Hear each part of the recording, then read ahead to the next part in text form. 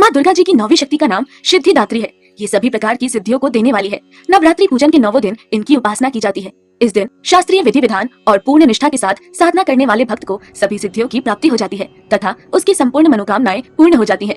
सृष्टि में कुछ भी उनके लिए अगम्य नहीं रह जाता है। ब्रह्मांड पर पूर्ण विजय प्राप्त करने की सामर्थ्य उसमें आ जाती है। नवदुर्गाओं में माँ सिद्धिदात्री अंतिम है।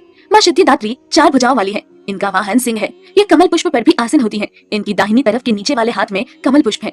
मार्कंडेय पुराण के अनुसार 8 सिद्धियां अणिमा, महिमा, गरिमा, लघिमा, प्राप्ति, प्राकाम्य, इशित्व और वशित्व। माँ सिद्धिदात्री के बारे में एक कथा प्रचलित है। करोड़ों वर्ष पूर्व जब भगवान शिव अकेले पूरे ब्रह्मांड में विचरण करते थे और वो घोर तपस्या में लीन हो जाते थे, तब एक दिन भगवान शिव सिद्धिदात्री की आराधना करते हैं। हजारों वर्ष तक भगवान शिव उनकी आराधना करते रहे। तब एक दिन एक ज्वाला उत्पन्न होती है और वो भगवान शिव से कहती है, युगों युगों से मेरी आराधना करने वाले, मैं सिद्धियों की देवी हूँ, मांगो क्या मांगना चाहते हो। हे देवी, मैं सभी सिद्धियां प्राप्त करना चाहता हूँ, क्योंकि मैं ही आदि हूँ और मैं ही अंत, और मैं एक विलक्षण संसार की रचना करने जा रहा हूँ, जिसमें देवी, देवता, असुर, मानव, जीव जंतु, पेड़ पौधे, नदी, समुद्र और झरने सब सम्मिलित होंगे। हे महादेव, अति उत्तम विचार है, किंतु इसमें मेरा आपको क्या समर्थन चाहिए। कृपया कर मुझे अपनी 8 सिद्धियों के बारे में ज्ञान दें। इन्हें प्राप्त करने के बाद मैं संसार की एक संपूर्ण रचना कर सकूं। हे महादेव, जगत कल्याण के लिए आपने बेहद ही महत्वपूर्ण प्रश्न किया है। मैं आपको अपनी 8 सिद्धियों के बारे में विस्तार से बताती हूँ, जिसकी साधना करने मात्र से बुद्धि की प्राप्ति होती है तथा कष्ट दूर हो जाएंगे। ज्ञान के बिना कुछ भी करना संभव नहीं है, इसीलिए हे देवी, आप मुझे अपनी सिद्धियों के बारे में बताएं तथा उन्हें प्राप्त करने से क्या फल प्राप्त होगा।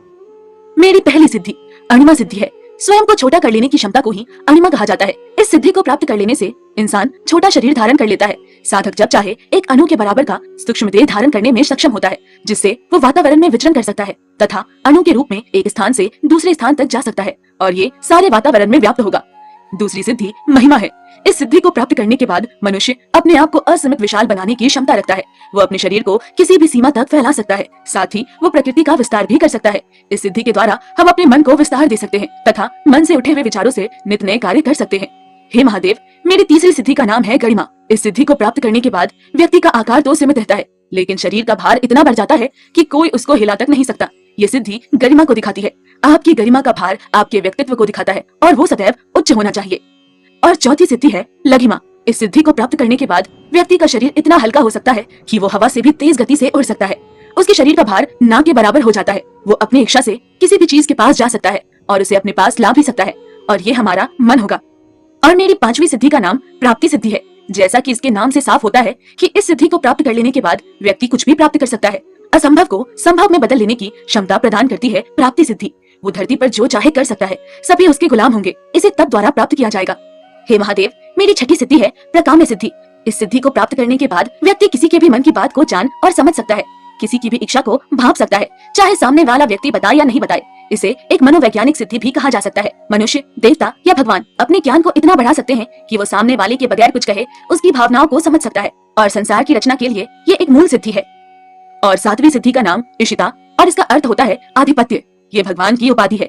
इस सिद्धि को प्राप्त करने के बाद व्यक्ति भगवान की श्रेणी में खड़ा हो जाता है। वो दुनिया पर अपना स्वामित्व प्राप्त करता है, और इसे प्राप्त करने के लिए मनुष्य को कठोर तपस्या करनी होगी, जिसके फलस्वरूप उन्हें देश प्रेमी प्रदान की जाएगी कि बाकी मनुष्य उन्हें भगवान की भांति पूजे। उसमें जो प्रथम गुरु आएंगे, क्योंकि गुरु के बिना ज्ञान संभव नहीं है। 8वीं वशिता सिद्धि है। इस सिद्धि को प्राप्त करने के बाद व्यक्ति किसी भी व्यक्ति अथवा वस्तु को आसानी से अपने वश में कर सकता है, चाहे फिर वो जानवर, पक्षी या फिर इंसान ही क्यों ना हो। वो किसी की भी पराजय का कारण बन सकता है। हे महादेव, क्योंकि जब इस संसार की रचना की जाएगी, तब ऐसे बहुत से ऋषि मुनि, मनुष्य, देवता या गंधर्व होंगे जो वशीभूत होकर किसी को भी अपने वश में करना चाहेंगे। यहाँ मनुष्य लालच को भी जन्म दे सकता है। ऋषि मुनि, भगवान उसे वरदान प्राप्त करेंगे और वही असुर देवताओं की आराधना कर उनसे शक्ति अर्जित करेंगे। भगवान शिव ने सारी सिद्धियों को प्राप्त किया और ब्रह्मा और विष्णु की रचना की। फिर ब्रह्मा और विष्णु ने मिलकर इस संसार की रचना की, जहाँ सभी देवियों को आज पूज्य माना जाता है। नवरात्रि इस बात का भी प्रतीक है कि स्त्री सदैव से पूजनीय है। संसार की रचना बिना स्त्री के संभव नहीं। वो कोमल है, मृदुल भाषिणी है, किंतु स्वयं की रक्षा या परिवार की रक्षा के लिए वो अस्त्र उठाने वाली माँ दुर्गा भी है। आज के युग में कठिन तप जो कोई भी करता है, वो माँ की कृपा का पात्र बनता ही है। अन्य 8 दुर्गाओं की पूजा उपासना शास्त्रीय विधि विधान के अनुसार करते हुए भक्त दुर्गा पूजा के 9वें दिन इनकी उपासना में प्रवृत्त होते हैं। इन सिद्धिदात्री माँ की उपासना पूर्ण कर लेने के बाद भक्तों और साधकों की लौकिक, परलौकिक सभी प्रकार की कामनाओं की पूर्ति हो जाती है। 9वीं के दिन माँ सिद्धिदात्री की पूजा की जाती है। देवी के इस रूप को केतु ग्रह की स्वामिनी माना गया है। जो जातक 9वीं के दिन माँ सिद्धिदात्री की पूजा अर्चना करते हैं, उनके जीवन से केतु का दोष हट जाता है।